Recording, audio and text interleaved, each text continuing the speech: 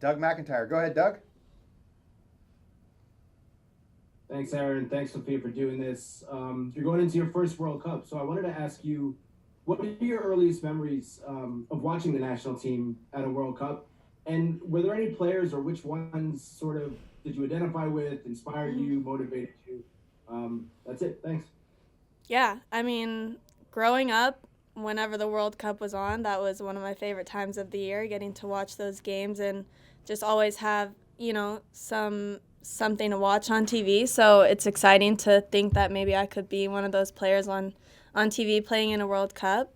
Um, Honestly, a lot of the players I'm playing with today are players that I looked up to and watched in World Cups, which is crazy to say, but I think about Megan Rapinoe, Alex Morgan, I mean, Abby Wambach, Mia Hamm, all the players I look up to, I think. Even Mallory Pugh.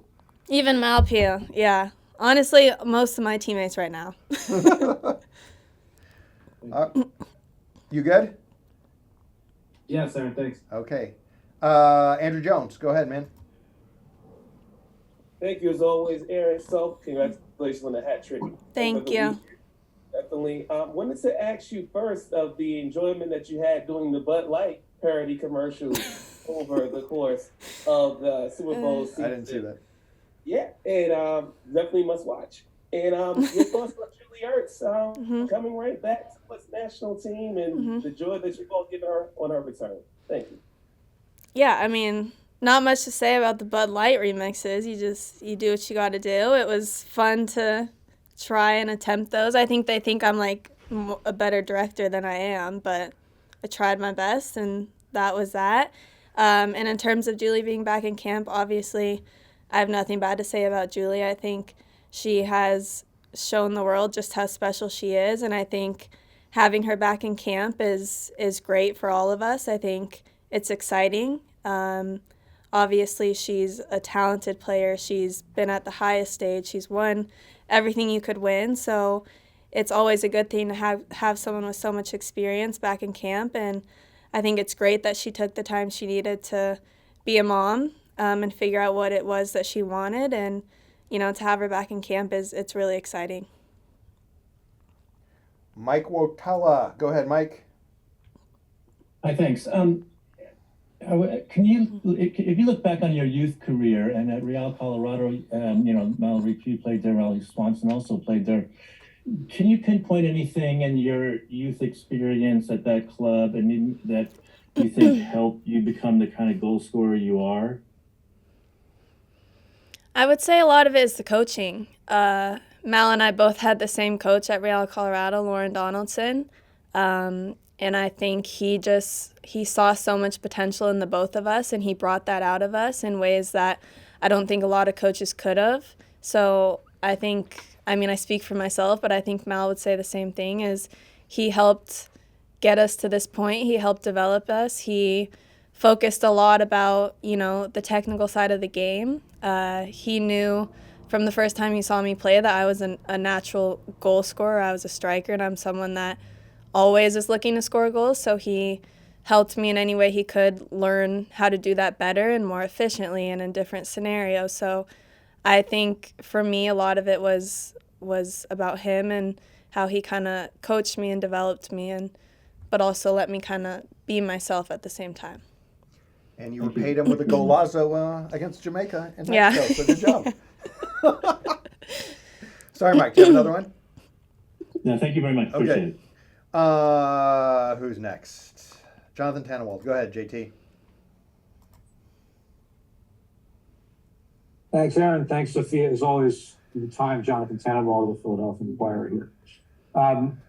You haven't missed a beat since last season with the Thorns, it looks like.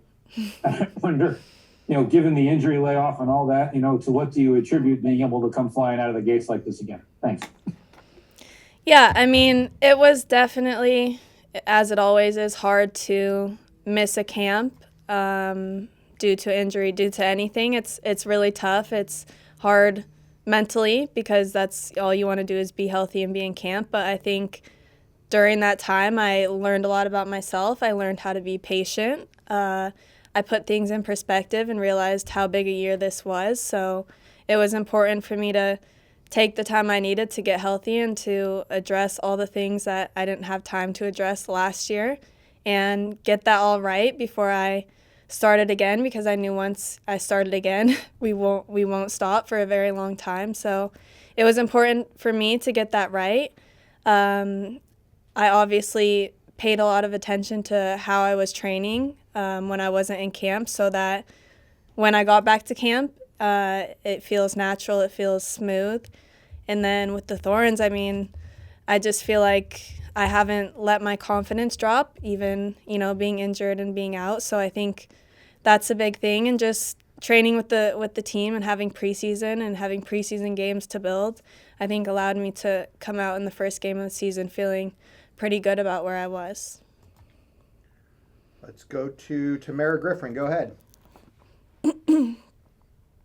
Hi, Sophia. All the kids these days are talking about eras, and I think especially with female athletes, the need to sort of enter this villain era. And when I think about your NWSL championship, when I think about the way that you've begun this NWSL season, I'm curious how you're sort of thinking about this era that you're stepping into. What kind of message are you trying to show people with your game, and sort of how are you embracing this era that you're in? Yeah, I don't know if I would refer to it as a villain era. I'm like a very sweet, happy person. I think on the field, I don't play games. I don't step on a field to do anything but win. And I take a lot of pride in that. So I guess this era is just winning and doing everything I can to do that and to help my team. And I think there's nothing wrong with a little bit of banter between teams and a little bit of talk here and there. It's never disrespectful, but it can add a little bit of fun and entertainment to the game. And I love to put on a show. I love to try crazy things when I'm playing. I feel confident enough to do those things. So I would say this is just me feeling confident and comfortable and kind of finding my place within my team on the Thorns and my place within this national team. I'm all in. I'm all in for the Soap Smith era. Let's go back to Michelle. Go ahead. Thank you. Hi, Sophia. Hope you're doing well. You just mentioned on the work that you have done mentally. Given your stellar beginning of the season with 4 goals in 2 games, this is the last camp before the World Cup. How do you manage those expectations? What are you doing mentally to prepare for this, the biggest challenge in your career? That's going to be your first World Cup. Thank you. Yeah, no, it's definitely a challenge, and it's something that I've had to learn and get better at, especially since becoming a professional. It's an important balance to have because, you can't be at this level without caring so much about what you're doing, about the game, about how you're playing, but at the same time, you're still a human. You still have a lot of feelings, things stress you out, get you down. So I think for me, it's been finding that balance between giving everything I have to this sport, but not letting it define who I am on and off the field. I give everything I have as soon as I go to practice, as soon as I step between the lines for a game, and if I'm doing extra work. But as soon as I'm done, I try to switch it off and kind of check out for a little bit because your brain needs a break too and it needs rest. So finding that balance, I think, has been really important for me so that I'm able to sustain, the level that it takes to play with this team and to play in the NWSL for the whole season. Thanks, Soph. Let's go to Henry Bushnell. Thanks, Aaron. Hi, Sophia. I appreciate you doing this. You mentioned, I think it was 3 questions ago now, learning to be patient during your rehab. How do you learn to be patient? Is that something that's exactly? It takes patience. I think when you're injured, you honestly have no choice. You can't rush the process of rehab. I mean, you can, but it's not going to end well. I have learned that, being a little too anxious and wanting to get back out on the field probably before I'm ready. So I think going through my share of injuries beforehand has taught me that. I think when you're a professional, you realize how long a NWSL season is, how many games you're going to play.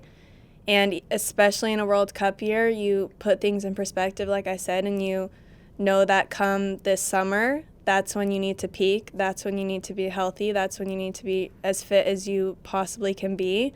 So earlier in the year, that's when you can afford to take the time to make sure your body's in the position to carry you into that and to sustain that. So I think it's about putting things in perspective and knowing your body and your limits and what you need at that time. Got it. Thank you. Well said. Last two for Soph. Let's go to Steph Young. Go ahead. Thanks, Aaron. Hi, so I know it's literally been like a hot second in camp with Julie Ertz, but I'm just wondering if there's anything you're seeing from her, her positioning, her tendency on the ball, her distribution, or how she scans that you're like, okay, I know this is something I can work with. It's going to release me into this space or whatever, however you're seeing it.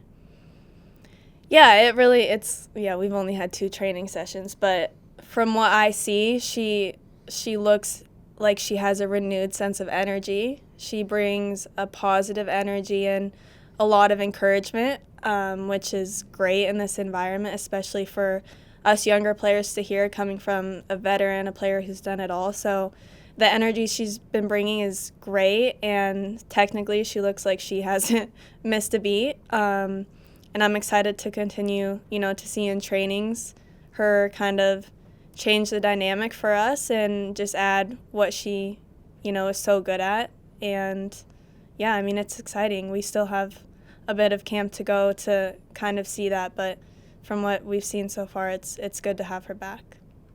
Thank you. Last one goes to Jeff Kassouf. Go ahead, Jeff. Hey, Sophia. Thanks for taking the time. You just sort of talked about the patience and the process in sort of your own past few months, and there've been, a good number of injuries over the past year or so on this team, and obviously many folks coming back. And I'm just wondering if there's sort of been any, maybe camaraderie is the wrong word, but just collective discussion even among yourselves of, I guess one on a personal level of like, how are you, each of you dealing with those, but also, this being the last camp before the World Cup roster, like, are you sort of collectively talking about how to get on the same page when it's been sort of in and out with so many people?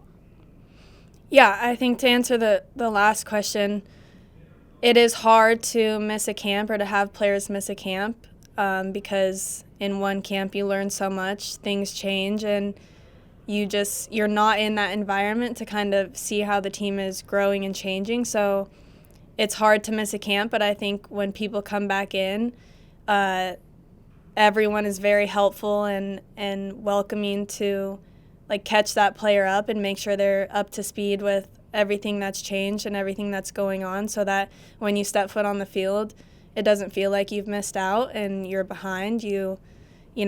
It's on the player to meet with the staff, meet with the coaches, watch film, make sure that you're doing everything that you can to put yourself in the best position to not feel like you're behind or you've missed anything. And then with injuries, like you can't control that. Unfortunately, it's a part of the game. So I think just supporting each other if someone has something going on, understanding that this is the beginning of a long season. There's going to be nicks and knocks here and there, and you have to be patient with that. It's not the end of the world. And yeah, you just have to be patient with yourself and with your body. Excellent. So thanks so much for your Yeah, time. Thanks, thank everybody. you.